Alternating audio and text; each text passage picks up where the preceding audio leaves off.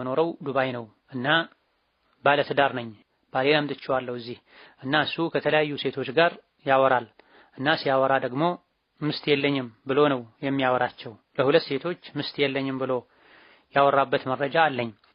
ግን ብዙ ጊዜ ምስት የለኝም ብሎ ያወራል ተብያለሁ እና አንድ ያገባ ወንድ የኒካህ ምስት ያለችው ምስት የለኝም ካለ ኒካው ይወርዳል ሲባል ሰምቻለሁ።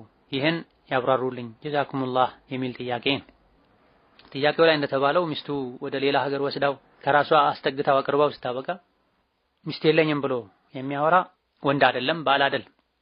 እንደሚባለው ወንድ አሰዳቢ ነው፣ ግማሽ ወንድ ነው፣ የጾታ ብቻ ወንድ ነው። እውነተኛ ወንድ ለትዳር ብቁ የሆነ ኃላፊነት የሚሰማው ሚስቱን ሰው ሀገር ላይ ከመንከራተት ሰርቶ ታድጎ በሀገሯ በክብር እንድትኖር ያደርጋል። ሚስቱ ሌላ ሀገር እየሰራች ከጥያቄው እንደምንረዳው በራሷ ወጪ ወስዳው ሚስት የለኝም ብሎ ማውራት የአቅልም የዲንም ማነስ ነው። የወንድነትን ትርጉም አለመረዳትም ጭምር። ባለንበት ጊዜ እንዲህ አይነቱ ነገር በብዛት ይሰማል። ብዙ ወንዶችም በተደጋጋሚ ከሚጠይቋቸው ጥያቄዎች መሃል አንዱ ይሄ ነው። ከሴቶች ጋር ያወራሁኝ ተሳስቼ ሚስት የለኝም አልኳት የሚሉ አሉ። ይሄ ምን ተሳስቼ የሚባል ነገር አለው? ቀድሞ ብዙ አጥር ሰባብሮ የሸይጣን መንገድ ውስጥ ከገቡ በኋላ የተፈጸመ ስህተት ነው፣ ክህደት ነው። ኒካህ ያለው ወንድ የኒካህን ክብር መጠበቅ አለበት። ኒካህን መጫወቻ ማድረግ የለበት፣ መቃቃ አይደለም። ሚስት ያለው ሚስት የለኝም ማለት ከባድ ውሸት ነው። ማግባት ፈልጎ ከሆነ ሚስት አለኝ ግን ሌላ ሚስት ማግባት ፈልጋለሁ፣ አቅሙ አለኝ፣ በፍትህ አስተዳደራለሁ ካለ እውነት ወንድ ከሆነ በዚህ ቋንቋ በዚህ መልኩ መናገር አለበት። ድብብቆሽ መጫወት የለበትም። ይሄም ቢል አንድ ወንድ ሚስት ያለው ሚስት የለኝም ቢል ኒካሁ ይወርዳል ወይ? አዎ ይወርዳል ያሉ ሊቃውንት አሉ። ኒካህ መጫወቻ ስላይደለ ቀልዱም ቁም ነገሩም አንድ ነው ስለተባለ።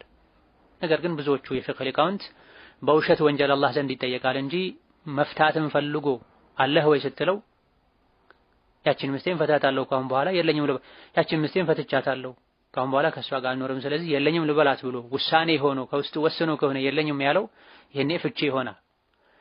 ያለው መደበቅ መዋሸት ፈልጎ ከሆነ በውሸት ወንጀል ነው አላህ ዘንድ የሚጠየቀው።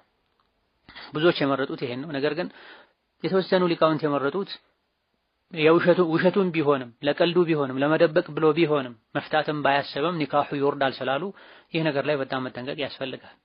የትዳር ህይወት ጥፍጥና ያጣው በረካ ያጣው ለዚህ ነው። ብዙዎች ኒካህን ቀልድ አድርገውታል፣ መጫወቻ አድርገውታል። ወንዱም ሴቱም አላህን ሊፈራ ወላ ተተኺዙ አያቲላሂ ሁዝዋ የሚለውን የቁርአን አንቀጽ ልብ ሊሉ ይገባቸዋል። ኒካህ የአላህ ተአምር ነው።